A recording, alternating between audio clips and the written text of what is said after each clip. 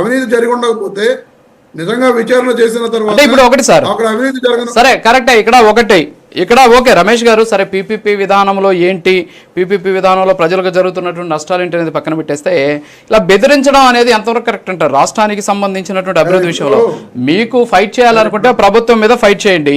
ఇప్పుడు దీనివల్ల ఏమైపోతుంది, గతంలో కూడా మనం చూసిన లేఖలు రాశారు ఎవరికి, వరల్డ్ బ్యాంక్కి, ఏమని ఇక్కడ ఉన్నటువంటి అమరావతికి సంబంధించినటువంటి నిధులు ఇచ్చేదానికి సంబంధించి. రాజు గారు లేఖలు ఎవరు రాశారు? చెప్పండి. ప్రభుత్వం చెబుతుంది తప్ప ఈ రోజు అధికారం ఉన్న కూటమి ప్రభుత్వం అంటే ఎవరో మెయిల్స్ పెట్టారని చెప్పి కూటమి ప్రభుత్వమే ప్రకటించింది. ప్రకటించినప్పుడు ఆ మెయిల్ ఎవరు పెట్టారు అనేది ఆ మెయిల్ ఐడి అడ్రస్ తీసుకుని విచారణ జరిపి ఎంతో పెద్ద పెద్ద కేసెస్ నే అవలేలగా ఛేదించే మన ఆంధ్రప్రదేశ్ పోలీసులు ఆ మెయిల్స్ ఎవరు పెట్టారో వాళ్ళు ట్రాక్ చేయలేరండి. ఈ రోజున ఆ పని కూడా చేయలేక నిజంగా అటువంటి మెయిల్స్ కనుక ఎవరు పెట్టినా సరే అది తప్పే.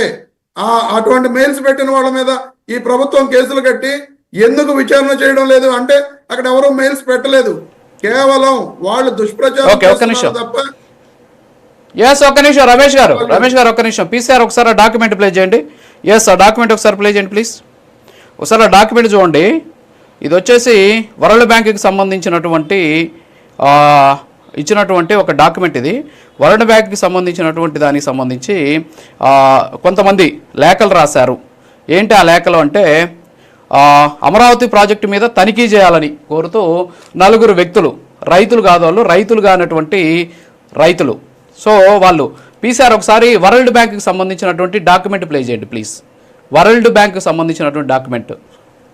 8 మంది సభ్యులు దీనికి ఒక లెటర్ రాయడం జరిగింది.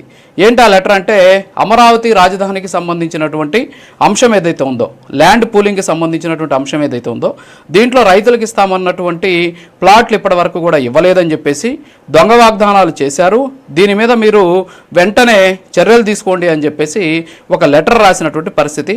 ఆ లెటర్ చూపిస్తారు. పీసీఆర్ ఒకసారి ఆ లెటర్ మార్చండి ప్లీజ్. పీసీఆర్ లెటరు మీకు వరల్డ్ బ్యాంక్ అనే ఒక లెటర్ ఉంటుంది, దాన్ని ప్లే చేయండి. వరల్డ్ బ్యాంక్ అని ఒక లెటర్ ఉంటుంది, దాన్ని ప్లే చేయండి ప్లీజ్. మాట్లాడండి సార్. రాజు గారు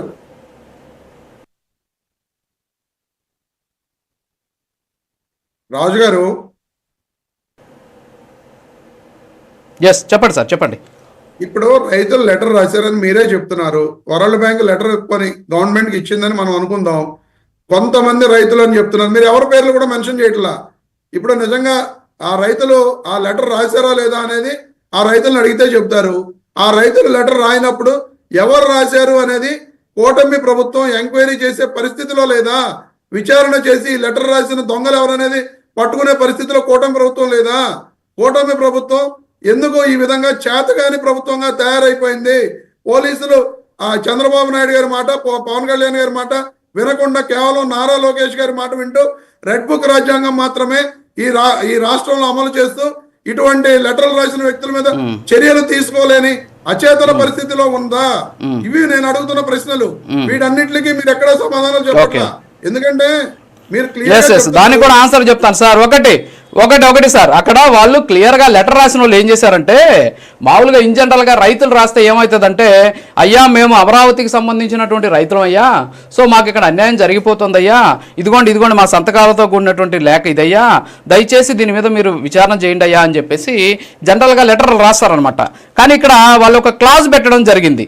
ఏం క్లాజ్ పెట్టారు అంటే, ప్రపంచ బ్యాంక్ ఫిర్యాదు చేసి ప్రతీకార చర్యలకు భయపడుతున్నాం మేము, కాబట్టి మా పేర్లను గోప్యంగా ఉంచండి అని చెప్పేసి రైతు సమాఖ్య అనే ఒక పేరును పెట్టి 8 మంది లేఖలు రాశారు. ఆ లేఖే మీరు చూస్తున్నారు ఇప్పుడు. ఆ లేఖ సంబంధించి ఏదైతే వరల్డ్ బ్యాంక్ ఇచ్చినటువంటి నోట్ అనమాట అది. దీని మీద విచారణ జరపండి అని చెప్పేసి ఇన్స్పెక్షన్ టీము వరల్డ్ బ్యాంక్